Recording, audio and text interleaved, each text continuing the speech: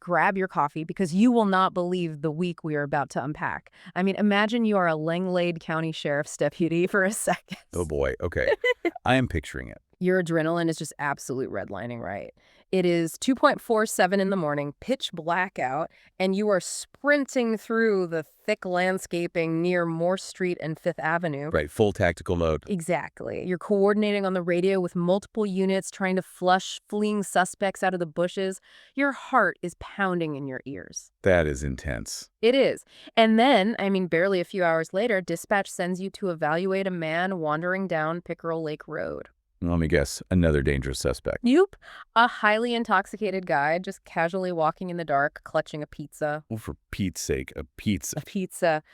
Welcome to our deep dive into the internal dispatch logs from the Antigo Police and the Langlade County Sheriff's Office. We are looking at the week of August 14th to August 22nd, 2026. And we are skipping all the boring administrative paperwork today. You betcha.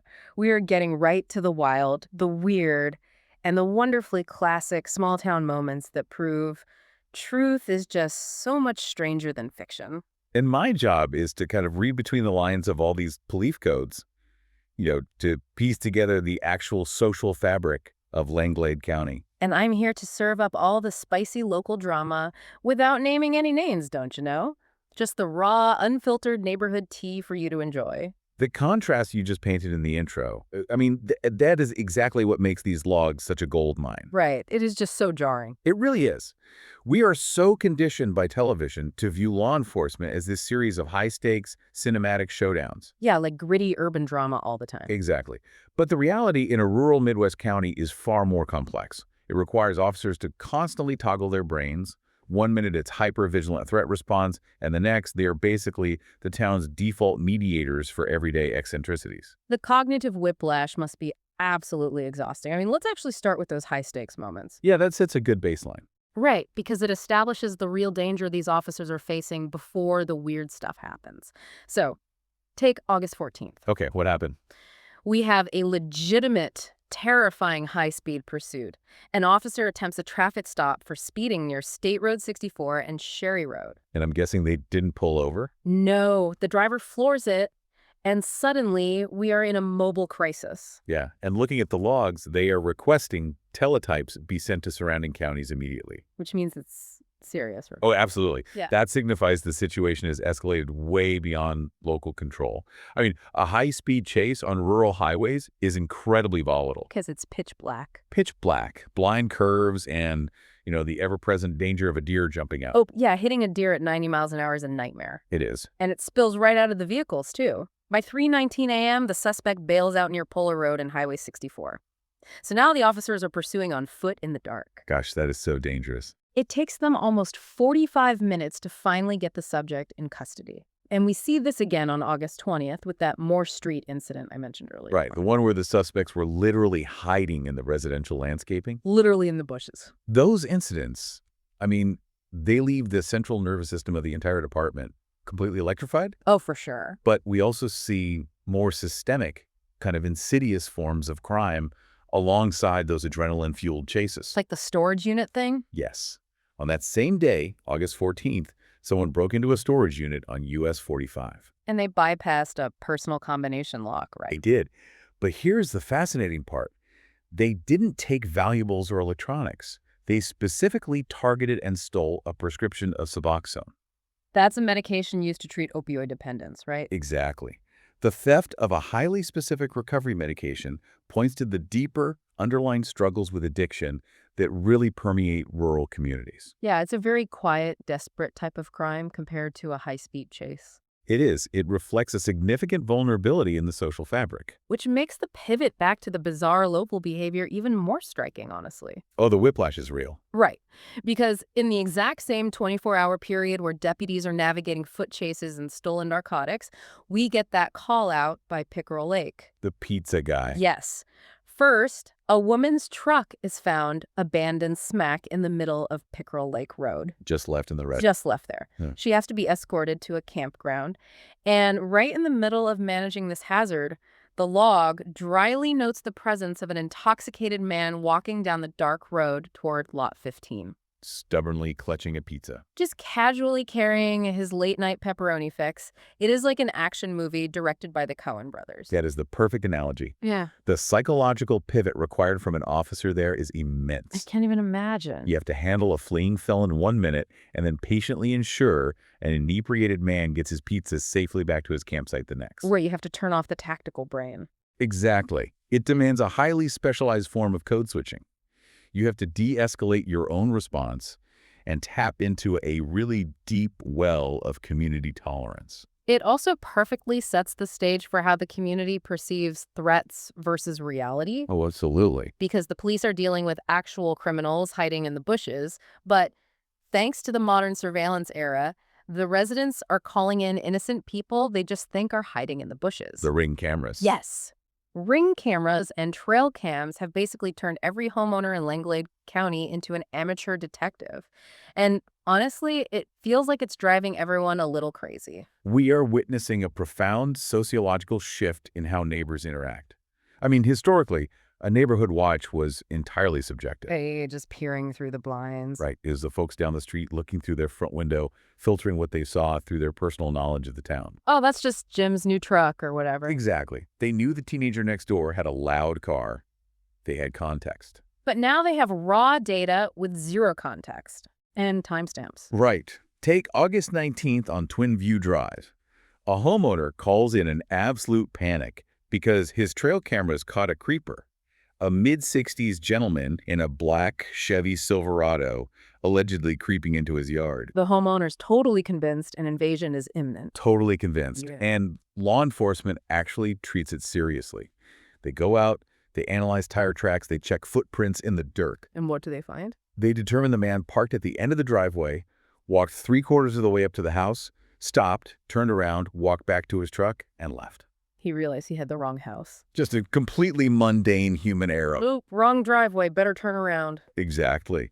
But the amateur sleuthing didn't stop there. They literally tracked this guy's truck to the local BP gas station to check the security footage. You're kidding. No. The BP cashier is reviewing tapes, waiting for a call back from deputies, all for a guy who just made a U-turn on foot. Or look at the lawn chair gang on August 15th on Lake Street. A caller dials 911 because a group of people are sitting in lawn chairs next to a side-by-side, allegedly smelling like weed. Sitting in lawn chairs. Yes. And the suspect description is what really gets me. It was one large woman in a flower suit and two males with a lot of tattoos. A flower suit. That hyper-specific detail shows how heightened the caller's senses are. Right, like they are zoomed in on the surveillance footage. Exactly. When you hand citizens high-definition cameras and immediate access to dispatch, they don't have the investigative training to discern a genuine threat from a totally benign event. It creates a feedback loop of anxiety. It does. Every unrecognized vehicle becomes a potential burglary rather than just, a lost driver looking for County Road C. But hold on, let me play devil's advocate here for you. Maybe lay it on me. In that Twin View Drive incident, the caller specifically references a burglary that happened a few weeks prior in the area. Fair point. If you live in an isolated rural area, shouldn't you be hypersensitive to strange trucks pulling into your property? I mean, aren't these cameras actually solving crimes and keeping the community safer? It is a totally valid question. And yes, security footage is an invaluable tool for solving crimes after they occur. Right, after the fact. The issue arises with real-time threat assessment. Think of the 911 dispatch center as the town's central nervous system. Okay, I like that. When the town relies on human judgment, the nervous system mostly receives signals when there is actual pain, a real emergency. Sure. But when you introduce motion-activated trail cams into every single yard, you're attaching hypersensitive pain receptors to the system. Oh, wow. It starts flooding dispatch with false pain signals every time a shadow moves or a branch blows in the wind. The community's threat radar becomes permanently jammed in the on position. That makes a lot of sense. The nervous system just gets overloaded. Like the Sudsy intruders on August 18th.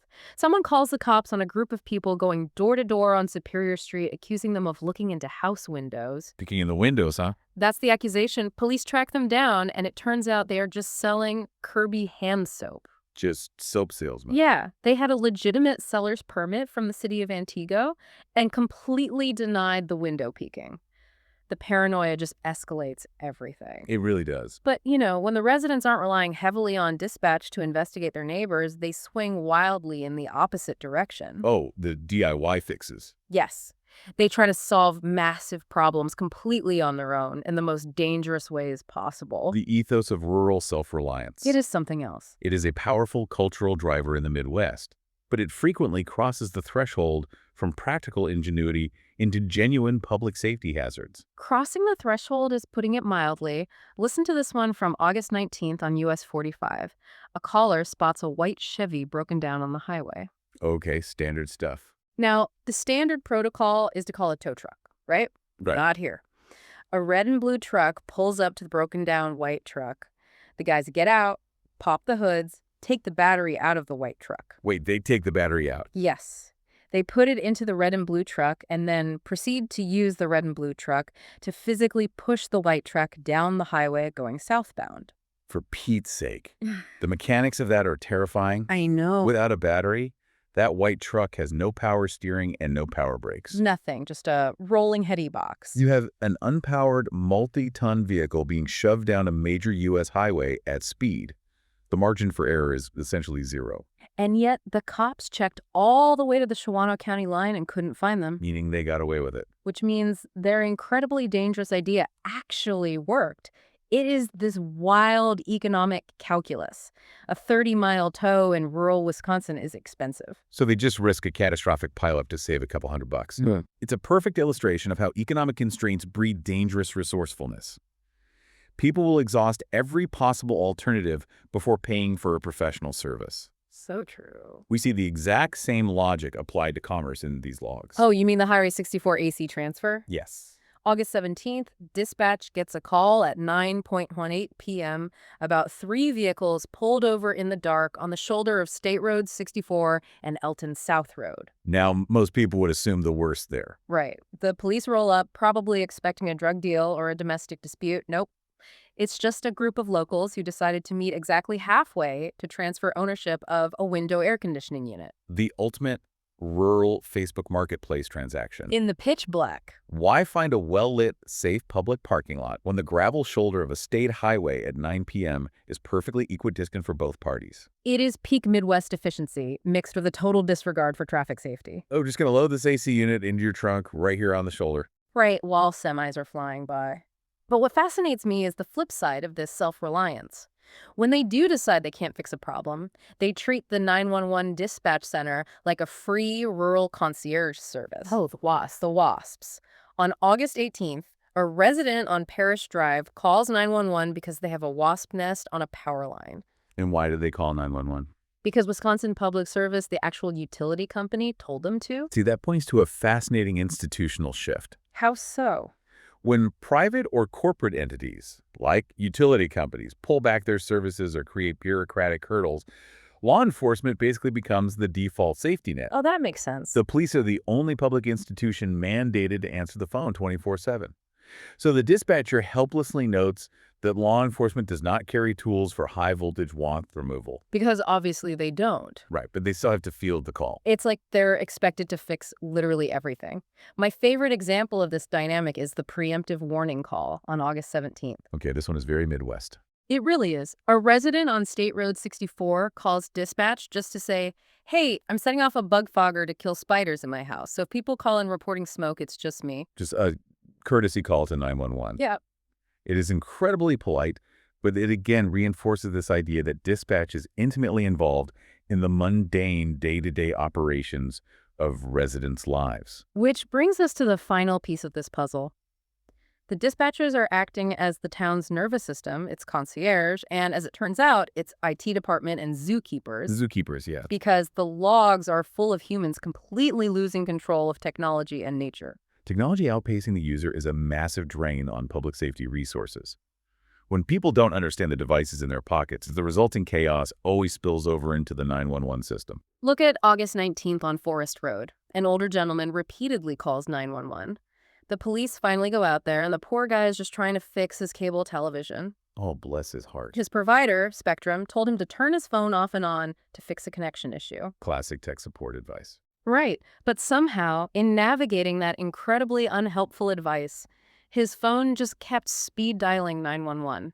And because 911 cannot ignore a hang-up or a repeated dial, officers have to physically deploy to his residence. They have no choice. The cable company's poor troubleshooting protocol directly consumed taxpayer law enforcement resources. The phone issues are everywhere in this week's logs, honestly. There is this recurring saga of the mystery static. I noticed that. On August 14th on Salt Springs Road and again on the 21st, multiple people are calling 911 and the dispatchers just hear static. Officers go out and residents are swearing up and down they didn't touch their phones. Placa dials run amok. But the most anxiety-inducing one happened on August 18th. A guy's friend gets stung by a bee, so he throws him in the car and is racing him to the ER. Okay, stressful already. Very. And during the drive, his smartphone accidentally dials 911. Because it triggered an emergency SOS setting, the phone literally locked the screen and wouldn't let him hang up. Think about the psychological toll on the dispatcher in that moment. Oh, it must be awful. They're receiving a distress signal. They can hear the frantic audio of a high-speed drive to the hospital, maybe hearing the driver yelling about a bee sting, but they have zero ability to communicate back or intervene. None at all. The phone hijacked the situation, stripping control away from both the citizen and the dispatcher. It leaves everyone feeling totally helpless. And you know, technology isn't the only thing running wild. The animal encounters recorded here are just as uncontrollable. Nature fighting back. Exactly. On August 17th, you've got bear hunters accidentally breaking a forestry gate on Neva Road. Oops. Then on August 18th, a cat gets absolute revenge on its owner. The owner puts on gloves to clean the cat's kennel, and the cat bites right through the gloves into their finger multiple times. Ouch. Yeah, resulting in an official quarantine order. And then on August 22nd, a resident on Virginia Street calls the cops because a loose dog came running at them and started challenging them. The specific use of the word challenging in the police log is so evocative. It really It is. captures the exact standoff energy of a loose rural dog. I know, you can just picture it. Just standing there barking, blocking the road. Yeah, it's just challenging you. The officer goes to talk to the owner, and the owner is deeply apologetic. The dog just slipped out of the house. It wasn't malicious. It happens. But when you stack the angry cats, the challenging dogs, the tech-illiterate grandpas, and the pocket-dialing phones on top of the high-speed chases and stolen narcotics, it completely reframes what a badge represents in Langlade County. It humanizes the badge profoundly. It really does. A massive percentage of an officer's shift, their fuel, and their emotional energy goes toward non-criminal slice-of-life occurrences. Right, just dealing with people. Being a cop here means your soft skills are tested just as often as your tactical skills. You need the interpersonal grace to calm down an elderly man frustrated by his Spectrum service, Yeah, for sure. The patience to mediate a neighborly dispute over a loose dog, and the restraint to not laugh out loud when someone calls about a power line wasp nest. That would be the hardest part for me. It is community caretaking in its rawest, most unglamorous form. You know, when you look at these logs, the world doesn't feel like the heavy, chaotic, falling apart place the nightly news portrays. No, it really doesn't. It just feels like a bunch of messy, funny, deeply human people trying to navigate their driveways, fix their trucks, and get through the day without setting off a neighbor's trail cam. Which brings us to our mandated moral of the week. Oh, let's hear it. Based on everything we've synthesized from the Antigo and Langlade logs for you today, keep your pets leashed so they don't go challenging the neighbors. Good advice. Take a moment to understand the emergency SOS settings on your smartphone before you broadcast your beasting panic to the county dispatcher. Also very good advice. And for Pete's sake, if you are going to buy a window AC unit off the internet, find a well-lit public parking lot during daylight hours, rather than treating the shoulder of Highway 64 like a retail storefront at 9 o'clock at night. Excellent advice for navigating the complex social fabric of small-town life. And it leaves you with one final thing to ponder as we wrap up this deep dive. What's that? If an alien species came to Earth tomorrow, and their sole source of research on human civilization was this 1 week of Langlade County dispatch logs, would they conclude that our greatest existential threat is high-speed crime in the dead of night? Or would they think humanity is mostly locked in a desperate, endless war against pocket dials, broken-down Chevys, and really aggressive neighborhood spiders? Given the evidence, I think they definitely conclude the spiders were winning. The spiders and the guy with the pizza. We will catch you on the next deep dive.